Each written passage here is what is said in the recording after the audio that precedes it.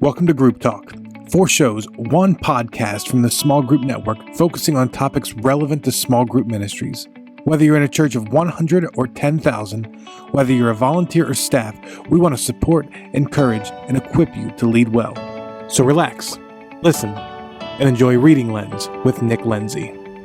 Hi friends, welcome back to another episode of Reading Lenz. We're so glad that you chose to take the time out to hang out with us. I'm Nick Lenzi, and it's an honor to be your host. For those who are new, welcome. We're so excited that you join us. Here's how Reading Lenz works. Each month, I have with us a guest who is also a small groups point person to share with you insights from books we are reading and what our takeaways were and how we plan to incorporate them into our lives, leadership, and our small groups. And today, we have a great guest with us. Joining us from the home of Girl Scouts, the second largest St. Patrick's Day parade, and Bananas baseball from Savannah, Georgia, Steve Curran. Hey, Nick. Thanks so much for having me. Thank you for being here. I think we need to start with Bananas baseball. Talk us through what that is for. So Savannah has no pro sports and no minor league sports. And so the Savannah Bananas are a college summer baseball team. They used to be called the Sam Nats, and the stadium was empty and no one went. And then this guy named Jesse Cole came into town, bought the team, renamed them the Bananas, and figured out that it wasn't about the baseball. It was about the experience, and has created this amazing experience. And now they're selling out, like college kids playing baseball. Yeah, the stadium's sold out every year. Like there's a waiting list for season tickets to this. Yeah, I was going to say, I heard there's a waiting list for season tickets, which that's insane. Yeah. So that's really cool. I actually read a story this weekend from Mark Cuban about that same kind of concept, where apparently when he went into his basketball team, he met with the guys and he was like, "Hey guys, I want to remind you, like, we don't sell basketball." And they all looked at him like, "What? Like, what do you mean?" It's like, "No, we sell experiences. Like, you don't remember the score of the first game you went to, but you remember who you were with. You remember the time someone hit a game-winning 3 and you high-fived your neighbor, those kind of things, but you don't remember that." So, and to bring this back to groups, I think the same thing happens inside our groups where, you know, that first time someone shows up to group, they don't remember, or they remember how you made them feel, but they don't remember that first sermon. So it's always a great kind of teaching point for that. We try to explain to our leaders with that. Yeah, no, it's good. Churches and groups are not in the content delivery business. We're in the relationship business, right? None of us remember the first study we did in our first group. We remember the relationships we had there. So, yeah. For those loyal listeners, you'll notice a trend I've met Steve at the lobby, same place I find all my guests. So that means if you ever want to be on this show, come to the lobby with me. Next one is in February.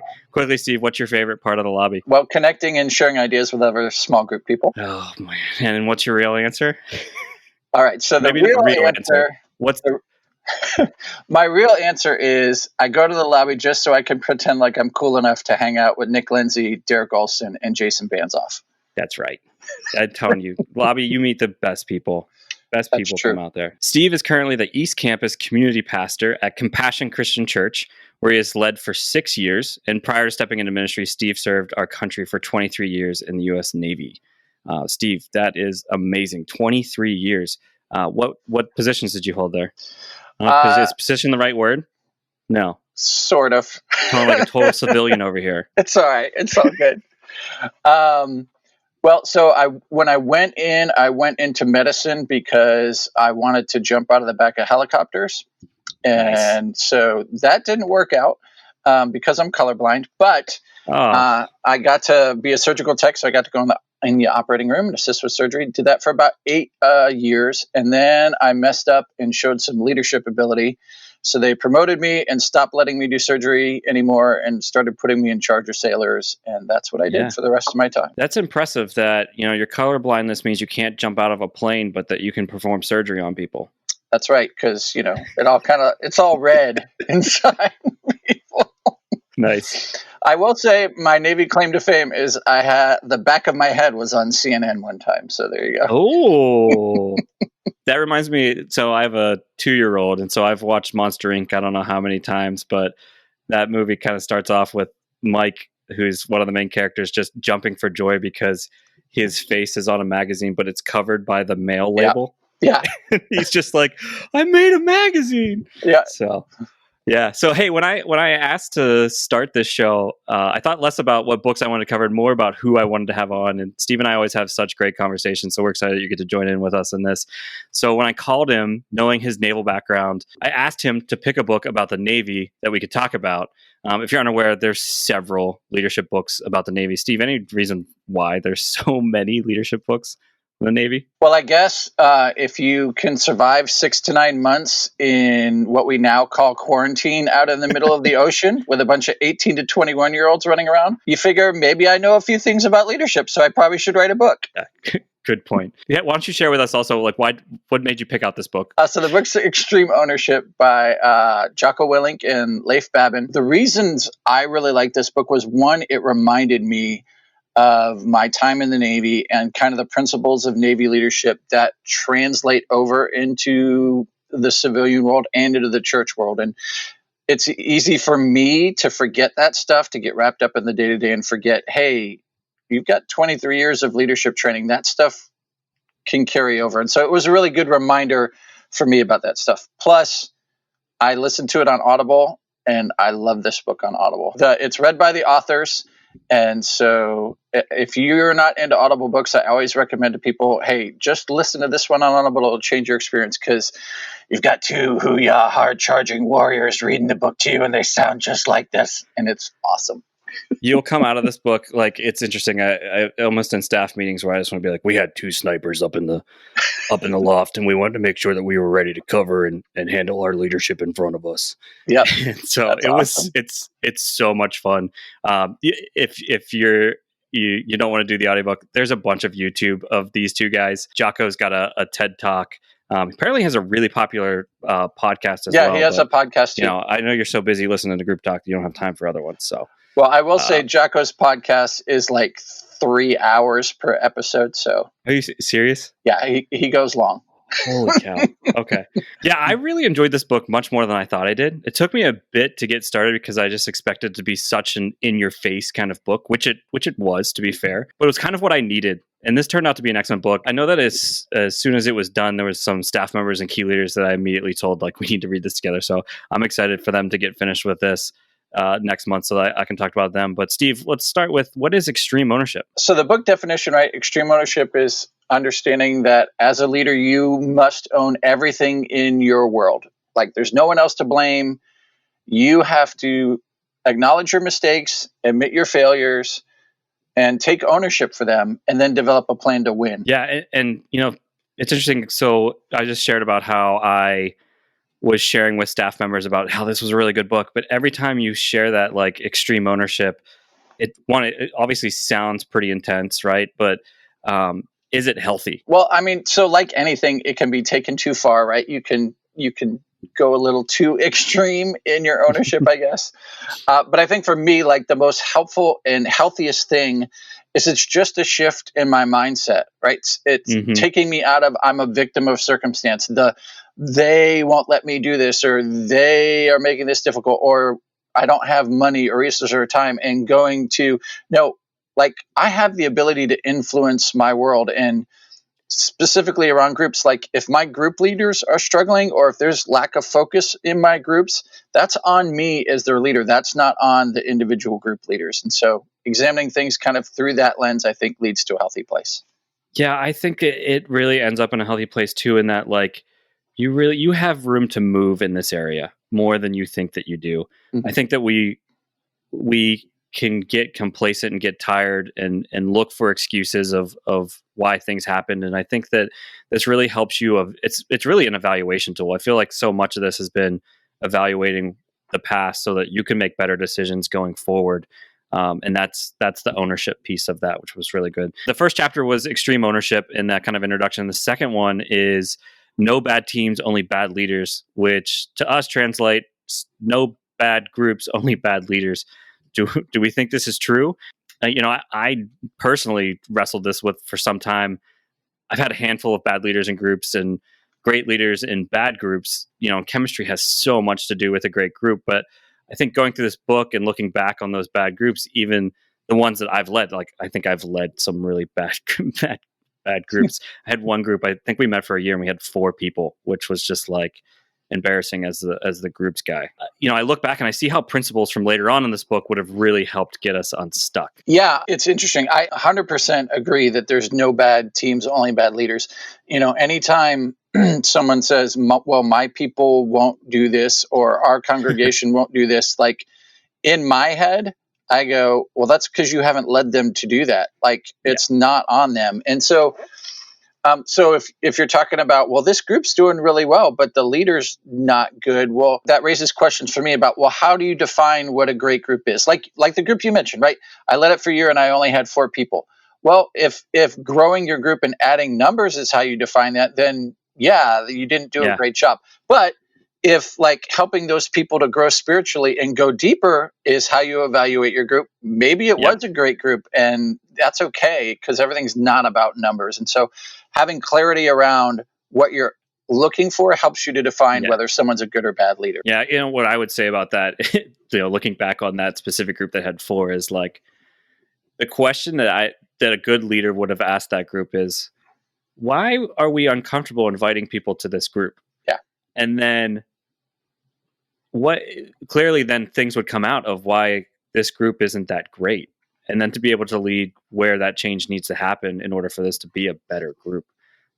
What's funny is those 4 guys are still around. We talk about the time that we were just 4 for a long time. So that's great. But, I think you kind of hit the nail on the head of like, one of the great things of this book is like really the ownership of like having to lead. So I think so often, our group leaders can kind of fall into this trap of like just managing a process and not actually taking ownership into leading them and taking those steps of growth. So, and then this chapter also had a fantastic principle.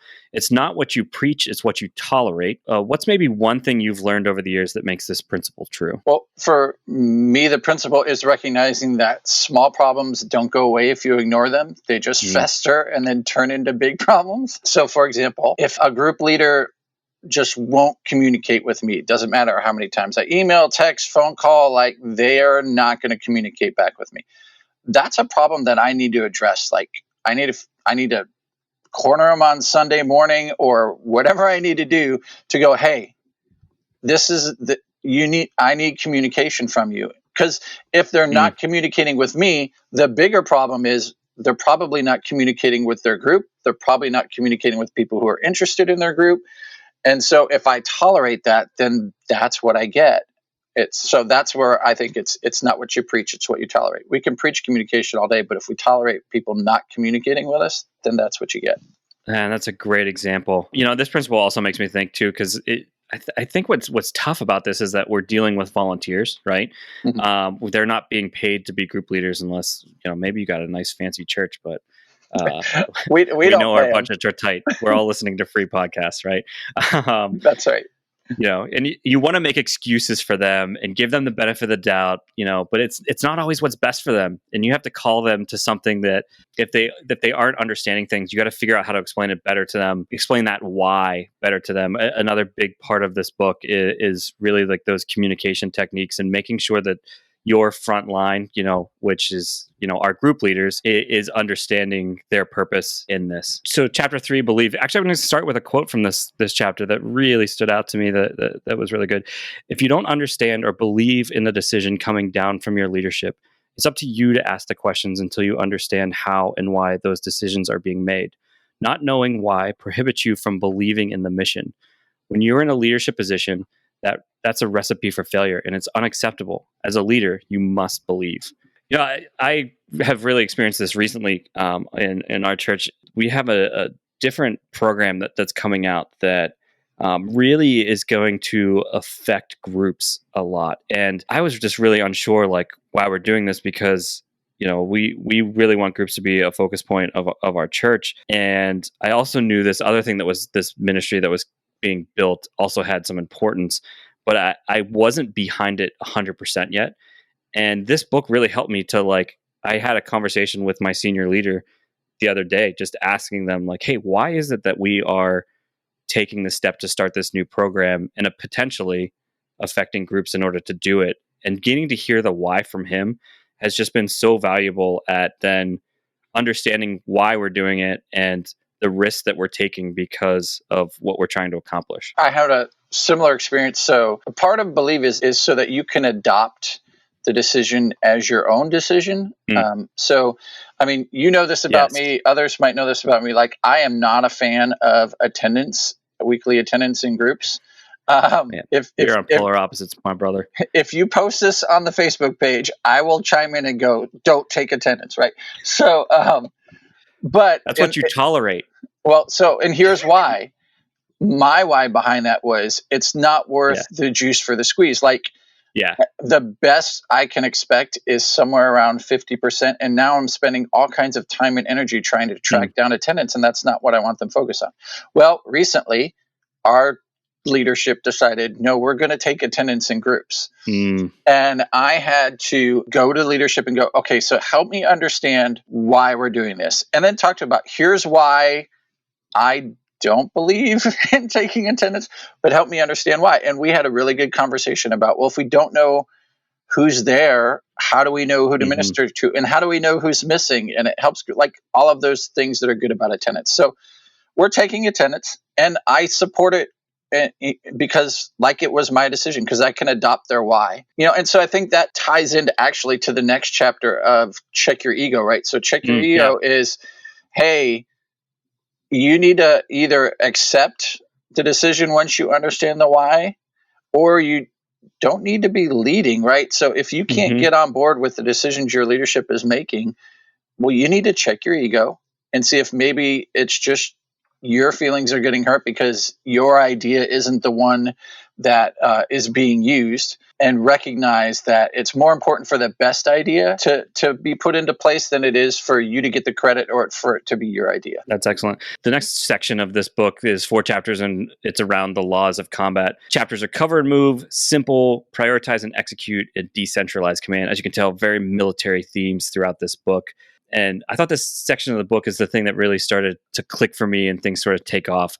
First was cover and move. And so this is a military term where you're able to fire on your enemy so that your teammate can move back in safety. And then you can do the same for them, and explains how to use this, inside your workplace, in that, like, one of the worst things that we can do inside, our churches and our businesses is that we can start siloing. So, Steve, have you experienced this at all, where your church starts to silo their ministries, and or is there a way where, like, Groups was able to break beyond just their own to help out another area? Yeah. So, well, one, we're multi-site, and so there is definitely some not necessarily healthy competition among campuses. So that's part of it. But the other part of it is so when I first came on staff here, we had groups ministry, men's ministry, and women's ministry. And, like, all 3 of those are concerned about discipling adults. And so we are constantly fighting for leaders, fighting for resources, fighting for stage time, all those kind of things. Using cover and move was a way for me to go, hey, how can I help you be successful? Because I care about discipling men. How can I help you be successful? I care about discipling women, rather than fighting against you because I want to call it a group and you want to call it a women's Bible study. Like, it's the same thing. It helped us get to the place where we recognize, like, if the women's Bible study is successful, but a women's small group is not successful, that's not a win for either of them. And we eventually got to the place where we wound up merging departments all under the discipleship umbrella so that we can pursue helping one another be successful, and it's not gender specific. Yeah, there's probably something in there too about, having that common goal, which then allows that alignment to happen. And I think that comes through in this book too, because it's interesting, like, there's the 5 branches of the military. And again, this might just be dumb civilian Nick over here, but, like, they have to work with different branches of the military. And, I'm sure, each one has different approaches or different disciplines that conflict with the others. But this Naval SEAL unit, SEAL team, was able to be successful because they took the time to communicate well with the other units. Even as much as, they were talking about one of the things too, in that how this then affected their discipline, because the Navy SEALs have, like, less restrictions on their kind of how they, wear their hair and their facial hair and things like that. But because they were going to be working with the Army, they wanted to have a more clean face so that they would have that same respect from other areas. So yeah, there's good-natured ribbing between the Navy and the Army, but we're all on the same team at the end of the day. Exactly. I actually think that principle and that idea, as hard as this is to hear, is something the church really needs to learn. Like the church across the street is not on the other team. We're all on the same team. We're all trying to win lost people and help each other. And so, yeah. And the best place to experience that too is in a small group network huddle. Like those walls get broken down so quickly, which is just so great to be a part of. The next chapter is simple, and it just might, in my opinion, was the most important chapter of the book. I've been at conferences and huddles and heard you guys try to explain your model to me, and it just isn't a word simple that I would just always use to describe. So, Steve, what's something that you had to stop to make it more simple for your group leaders or members? So for us, one of the things where this really applied was in leadership training and leadership development. It's the idea of, so Tim Ferriss calls it the minimum effective dose. Like, what is the bare minimum that they need to know? So when we initially have leadership development training, right? It's, they need to come for 4 weeks, 3 hours, over those 4 weeks. And we want to basically send them through mini seminary. But simple means we need to edit. If it's not necessary, cut it. Even if it's a great story, even if it's a great principle, even if it's really something nice to know, cut it, because the more you have, the more complex it is. The more complex it is, the more difficult it is to implement. Yeah. And, one book that really covers this well is Creating Community by Bill Willits. This is where I kind of learned that principle. I read that book, and it kind of made me rethink all of my training and how I do continued training in addition to that. But what Bill tries to teach, which is very similar to this principle, but it's like that initial training needs to be, what do they need to know to get started? Like, they don't need to know all this nice to know stuff. Like, you can build that in later and things like that. But what is the need to know? And then your continued training is those leadership essentials. What are the things that they're going to come up over and over and over again that they're going to need that's essential? And, it's interesting. I'm a North Point partner church, and I feel like every time we check in on leadership development stuff, they're, again, working to make things simple. So their leadership essentials were 8, and now they're down to 4, which may be surprising to you guys, but groupleader.org has that new breakdown. But North Point does a really good job of simple. Like, if you follow North Point at all, there's probably phrases that you can pull out. Circles are better than rows, right? And like, that's just keeping it simple, which makes it adoptable, which means you can own it as your own mission. Yeah. And by the way, Bill Willits has forgotten more about groups than most of us will ever know. So anything written by Bill Willits, you should read. Yes. Yeah. I think, another church that does simple really well. And, sometimes simple is also just making sure it's memorable. And, Saddleback does a killer job of this. I know we like to poke fun at the acrostics and things like that, but there's a reason why we can remember Space Pets and all these other different ones that they have. They're baseball diamond, and this is what first base, second base, third base. It's a great, simple way of explaining something that can be really complex. Yeah, and personally, this then applies. Like, I was meeting with my associate director yesterday, and I was talking about so we've had the same model for about 4 or 5 years, and it to us makes complete sense. We love it. It's really helping with spiritual growth and building and developing relationships. But I don't know that our group leaders could sit at a table on a napkin and do that teaching an apprentice, that model, like, with simplicity. And that's what really needs to drive us in this. So it's not that we need to make major adjustments. It's that, like, are we using simple language? Is it things that they understand? I realize, like, as we get on staff, we get really excited about some of these theological terms. And it's just like, no, what's the simple word that everyone's going to understand and be able to communicate? So, absolutely. Cool. Next chapter is prioritize and execute is a thought process. So prioritize and execute is a thought process that Navy SEALs use to stay calm under pressure. to an extent, a lot of us just did this past March with COVID. And I think groups may have succeeded at this better than other ministries because we were able to keep the main thing. Like community had to keep happening. Whereas I know the kids ministries like really struggled because that, being reliant on that Sunday location, which is really helping people, belong in community and grow spiritually. Anything that you would add to prioritize and communicate? So the only thing I would add is don't take this one to the extreme, right? Yeah. So, for example, we've got some holes in our coaching structure that I'm working to fill, but that doesn't mean, and that's like the top priority right now. I need to get some coaches in place. That doesn't mean that I can't worry about connecting people into groups because that's not my top priority, right? Those things still need to happen. So, yeah, that's what I would say is it's a helpful process to work through, and it works really well in combat because you only need to worry about one thing in combat. But staying alive in most other scenarios, like there's a balance. I think for me, where I struggle with this is that I get so excited about new projects and learning new things that as soon as I get see a smidgen of potential on another project, I'll leave behind the last one. And so, like, if you look behind me, there's just a litter of failed projects that I didn't execute on. Right. It's kind of like that dog and up the squirrel thing. Like, yep. So yeah, you're a good starter. You need a finisher to come behind you and take over. Yes, stuff. Exactly. That's a great way to put that. So, and then the last chapter in that section is decentralized command, which is empowering others to accomplish the mission. This is one that we preach to our group leaders all the time, that they really need to distribute this responsibility. And one of the things I think we talked about in the podcast with Matt Page, but I don't know that we're as great doing that with ourselves, especially like on staffs at giving away responsibility. Do you see that too? Yeah, absolutely. Well, I think. Why do you think causes that?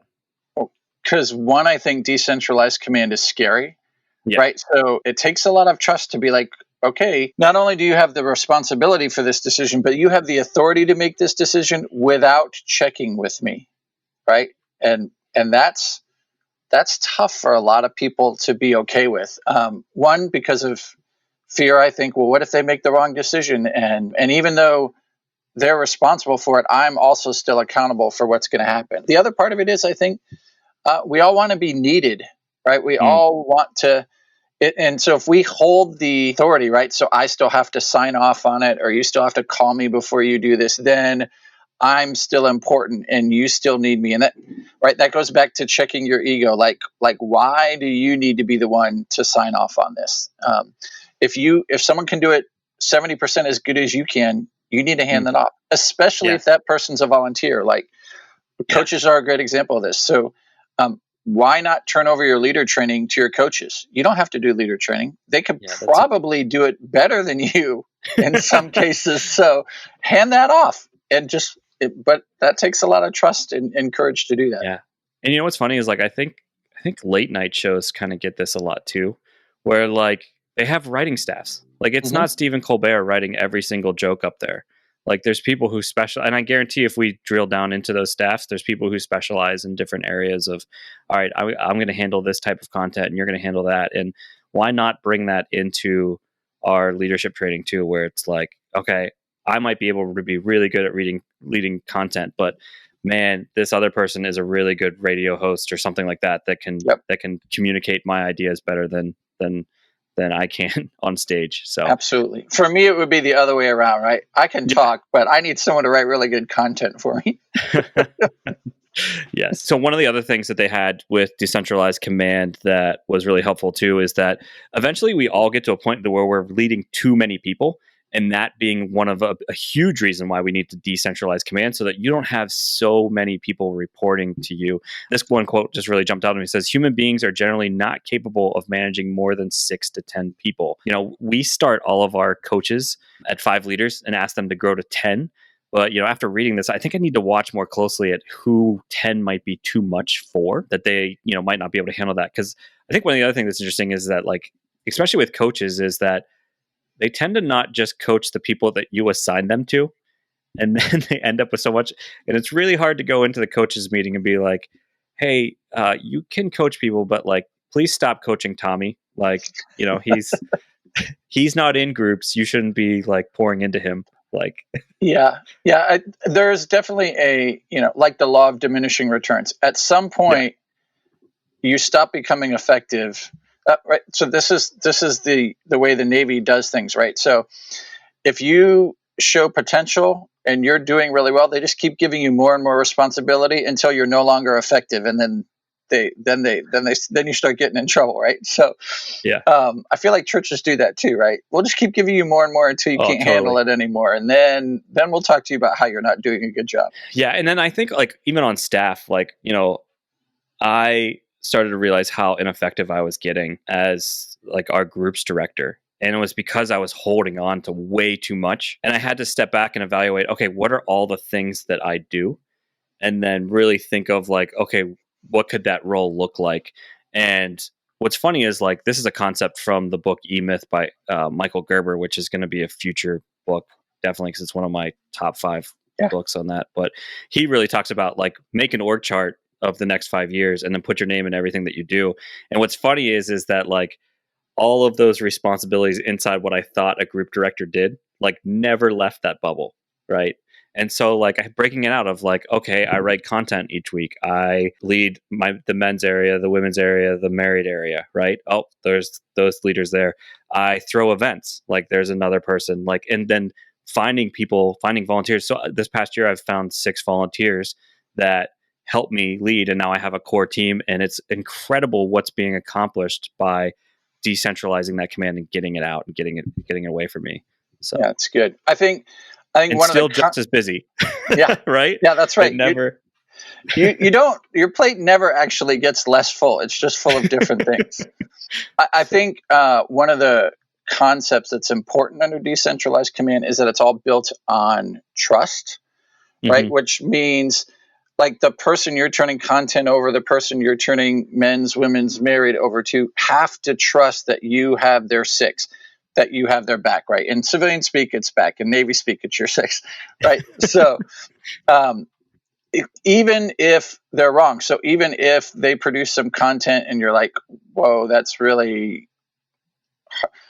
For me, it would be whoa, that's really blunt and harsh. And the way you're communicating that is if someone comes to complain to you, I've got to trust that you've got my back because that gives me the freedom to then own it, to exercise extreme ownership and take that off of your plate. If you don't show me that trust, then I, won't feel comfortable taking ownership for it. And you're still the owner. You're still responsible for it. And that breaks down the whole decentralized command concept. Wow. That was really good, Steve. If you're driving in the car and you were distracted, I'm going to ask you to rewind to go hear that over again. Okay, let's move on. Next section, part 3, sustaining victory.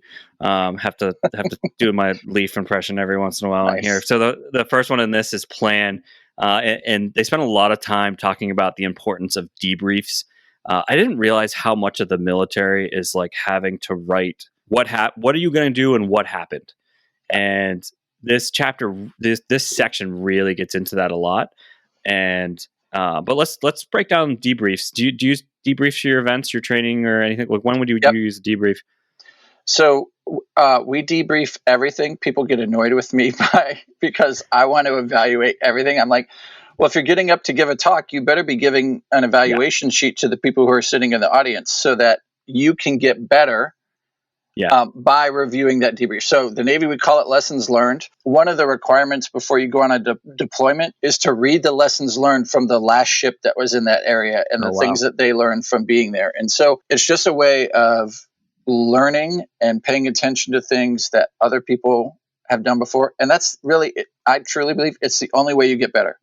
So when we plan, part of the planning process is reviewing what happened last time and going through, we use a system, right? So it's keep, change, add, or kill. What do we want to keep doing? And keep doing it exactly the way we did it. It went really well. We want to keep doing that. What do we want to change, right? We don't want to get rid of this, but we want to, change the way we do it. What do we need to add to this that might make it better?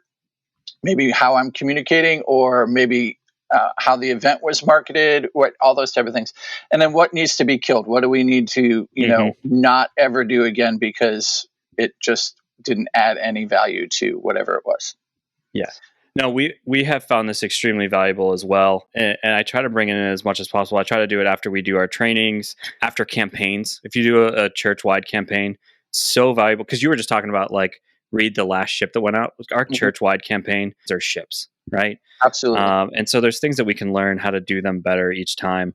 I actually learned this really well we have a core team on the small group network that Steve and I are a part of it. And each year we get together and review the last year of how the small group network went. They use these questions. I really like them, but it's what's right. And the answers to those, like we want to amplify what's right. What's wrong? Those are the things that we want to fix. What's confusing? The things that we need to clarify on and get better communication. And then what's missing? So what are the things we need to add that has been really helpful. The next chapter is another one of those really important ones. Again, here I am saying that after every single chapter, but leading up and down the chain of command. Steve, I would love if you start this one off and share what was in this chapter that's been helpful. Yeah, one of the things you have to figure out in the military is that you're probably not going to be the admiral. Right. You're probably not. And even if you are, you still have a boss. So it's figuring out, all right, well, so if I'm not the top leader, does that mean that I'm not a leader? No, it doesn't mean you're not a leader. Yeah. You still have influence and you can still change your sphere of influence and affect people outside of your influence. And so the way that you do that is through your attitude. Right. So attitude is contagious. If you're calm in a crisis, everybody around you will be calm. If you're losing your head in a crisis, everybody around you will start losing their head. And so I'll give you an example. So recently we went through a staffing transition about a year and a half ago. And I was asked to shift from a central role to a campus role. And so if you were to look on the org chart, it would be considered a demotion. Now, I always like to say, and I was told this wasn't because of my job performance. It really was. It really was. I was just a casualty. We significantly shifted the way we were doing things, and it really reduced down our staffing needs, and people were left without a position. And so it was it was a major shuffle. I prayed about that and really felt like Jesus was asking me to stay at the church. Now, don't think that I'm some super holy, humble guy. There were definitely multiple days that I was like, I'm done. I'm out of here. I'm searching. I might have even called Steve Gladen and said, hey, what kind of jobs you got for me? However, who hasn't called Steve and asked him that question? That's right. After praying about it a lot, I just knew that Jesus wanted me to stay here. And the fact that I stayed here and the attitude that I had about it has been contagious, right? And like my commitment here is to help the folks who took the role that I had to succeed, right? I'm not trying to sabotage them. We're all on the same team at the end of the day. And so the way I responded to that has given me the ability to talk with senior leaders about, are you addicted to numbers? What if God's role for your church is not to always be up and to the right? And what does it look like if Jesus moves you into a position that's lower on the org chart? And how do you process through that? And so that's what I think, like leading up and down is all about the attitude you maintain and how you project that to others. That allows you to gain influence, which allows you to lead up and lead down. And it has nothing to do with your position. I don't know if that really answers the question you asked me, but there you go. Yeah. The one I want to cover and talk about too, that was super helpful for me was how do we lead down, right? Which is a lot of what we do, right? But this just provided a lot of clarity. Let me read this quote. It says, rather than blame them for not seeing the strategic picture, you must figure out a way to better communicate it to them in terms that are simple, clear, and concise so that they understand. This is what leading down the chain of command is all about. So I'll share here a little bit of, some of the terms that they used here as things that are learning points throughout the book. But, leading down, so much of it is like, do your people understand why it is the things that they are doing? And when you see those errors being made, what are the things that you're able to do that are able to help out that situation that can help clarify and make things better for them? That was super helpful for me. Because I think it's really simple to go in and just be like, I don't understand why they wouldn't think this way or whatever. Or, like we put a lot of assumptions onto what they they think with that. Oh, well, I think that's the difference between leading and managing, right? So managing is giving them a task to accomplish. Mm-hmm. Leading is teaching them how you think so that they can then start thinking that way, right? Understanding the why behind it. This is why Nick's making this choice. So now I understand how to make that choice for myself. Yeah. And then, on the leading up, this one was a punch in the gut for me. But let me read this quote. It says, "If your boss isn't making a decision in a timely manner or providing necessary support for you and your team, don't blame the boss. First, blame yourself. Examine what you can do better to convey the critical information for decisions to be made and support allocated."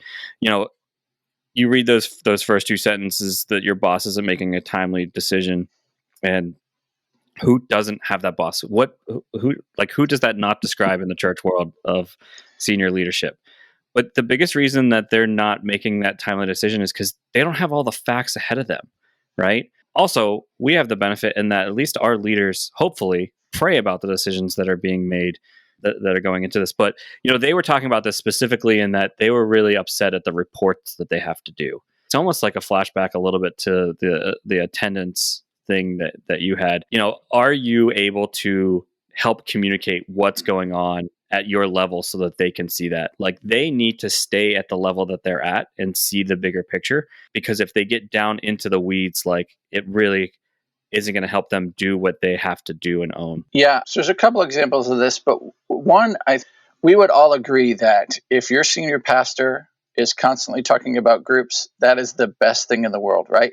Well, one of the ways to do that is you need to support your senior pastor so that he's able to talk, or she's able to talk about groups, right? So rather than going, well, my senior pastor never talks about groups, my senior pastor hates groups, right? Yes. You've got to examine and go, all right, how can I send them stories that support groups and support what they're talking about? If your sermon series is planned out and it's, let's just pick, about finances, because everyone loves talking about finances in church.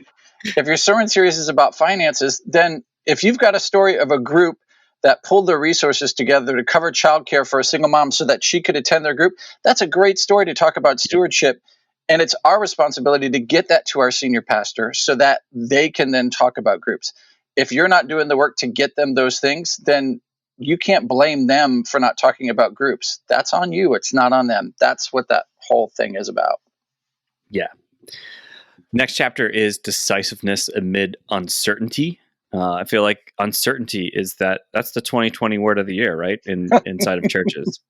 Unprecedented is our 2020 times. Uncertainty that we are facing. In all seriousness, one concept that was taught is that SEAL teams should default to being aggressive and proactive rather than reactive. Sorry, these quotes make me read them really aggressive just from listening. Even goes so far to say that it was critical to the success of the team. How do you see this playing out inside small groups? So I think the principle is that course correction is easier than starting. Ooh. Right, so it's always easier. That was good. Yeah, so it's a lot easier to correct your course than it is to start. Yes. So, for example, it takes a ton of energy and work and stuff to launch a fighter jet off of a carrier, but it doesn't take that much work to turn it once it's in the air. That's true. And so, 0 to 600 miles an hour in less than 6 seconds is awesome. But I think to give an example to us, this, you might not be prepared for everything that's going to hit you. Like all of us are experiencing. I'm looking at you, COVID-19. We were not prepared. But people in churches who were already aggressively planning for that online space or already pursuing that online space were able to adjust much easier than those who start from scratch, who had to, try and spin up something from nothing. And so even in groups that were already proactive in communication, were already Facebook friends or had text chains or those type of things, it was a lot easier for them to stay connected because all they had to do was adjust their course than it was to try and start all that stuff in the midst of unprecedented times. Yeah, I'm over here impressed because what's interesting is, so through March and April, a lot of friends reaching out, hey, how things are going. For us, it was a pretty smooth transition The way I described it to them, it was as if we were changing lanes on a highway. Mm-hmm. And a lot of it's because we had that online system kind of stuff. We're a young church, and so a lot of these things were pretty natural and easy to us. And I really sympathize with a lot of churches that have older congregations and having to lead 400 Zoom training sessions. But that's a great example of that. Like, the course correction is easier than starting. Like, if I would have had to start online groups and I would have had to start online church and these things, it would have been much more difficult to do that. So, and then, last chapter here, discipline equals freedom. What a way to end a book, because I think you expect that from what do you think of military discipline? You think of freedom, right? Those two things, but discipline equals freedom is like, what's going on here? So, what would you say about that, Steve?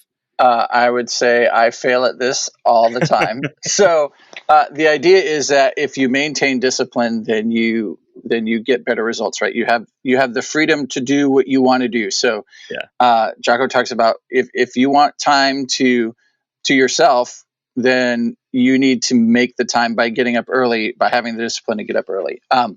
For me, it always shows up in meetings, right? I let my passion get the better of me, and then I always feel crappy afterwards and have to go and apologize to people. And if I would just have the discipline to not let my passion control me, it's okay to be interested in a topic without letting my passion control me. I would be much more free. I've got a buddy who, and just as an illustration of how there's freedom and discipline. So he has a discipline where he never goes over the speed limit. Like, he sets his cruise control at whatever the speed limit is. And so, but he will tell you, it brings him freedom because he never has to worry about where the hidden police officers are, or, a cop just pulled up behind me. He can wave and be like, "Have a nice day," because he knows he's going the speed limit. So that discipline gives him the freedom to enjoy that. Being from New Jersey, this example makes me uncomfortable. Speed limits for the right lane. Get all the way over there. We have this thing in New Jersey too. It's like this meme that gets passed around every couple of years. It's just that, like, if we all go 90, they can't stop us all. Yeah. So, it's that's a great example of like that freedom. And this is an easy concept for us to understand spiritually. That those things that God is asking of us isn't there to restrict us. It's to bring us freedom. That was really good. So, hey, Steve, I just want to thank you so much for being here today and, taking us on this naval adventure that we got to go through. We're going to have you back for another naval book. Absolutely. Hoo-yah, Navy. Yeah, cool. Well, I'm Nick Lenz, and I want to thank you for listening with us today. Thanks, Steve, for sharing your experiences, your thoughts, and especially serving this country. Reading Lenz will be back next month with Kirsten Tilzero from National Community Church, or NCC, in Washington, D.C. Kirsten's fantastic. Steve, you ever interact with Kirsten?